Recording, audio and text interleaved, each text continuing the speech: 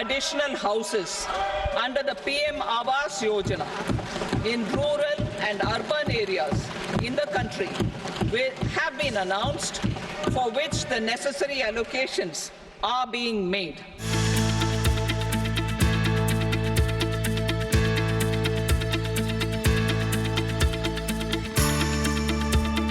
Real estate sector के लिए इस बार का बजट मिला जुला रहा।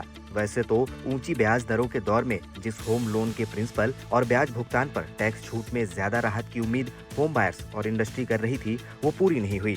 लेकिन कुछ जगहों पर वित्त मंत्री निर्मला सीतारमण ने अपने बजट भाषण में राहत देने का भी ऐलान किया। जिन योजनाओं से रियल एस्टेट सेक्टर को बजट से बूस्टर डोज मिलेगी, उसमें सबसे पहली है पीएम आवास योजना, जिसके तहत 1 करोड़ अतिरिक्त घर बनाए जाएंगे। इनमें अगले 5 सालों के लिए 2.2 लाख करोड़ रुपए का हिस्सा केंद्र सरकार की तरफ से फेज वाइज जारी किया जाएगा। शहरों में इस आवास योजना के लिए 10 लाख करोड़ रुपए का बजटीय आवंटन किया गया है, जिसका मकसद पीएम आवास योजना के तहत कुल 3 करोड़ घर बनाने का है। जानकारों का मानना है कि इस कदम से रियल एस्टेट सेक्टर की ग्रोथ में तेजी आने का अनुमान है।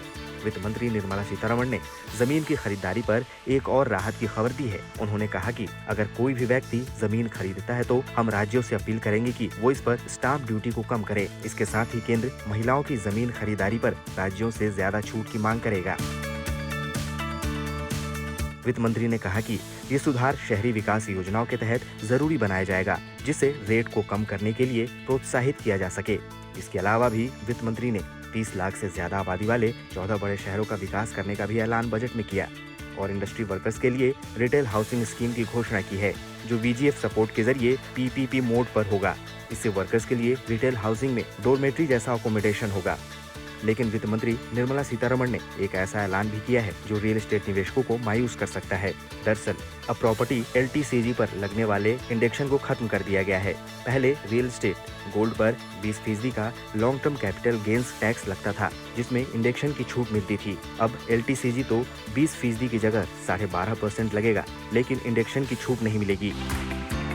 जानकारों के मुताबिक LTCG दरों में बदलाव के बावजूद अब टैक्स देनदारी ज्यादा बन सकती है।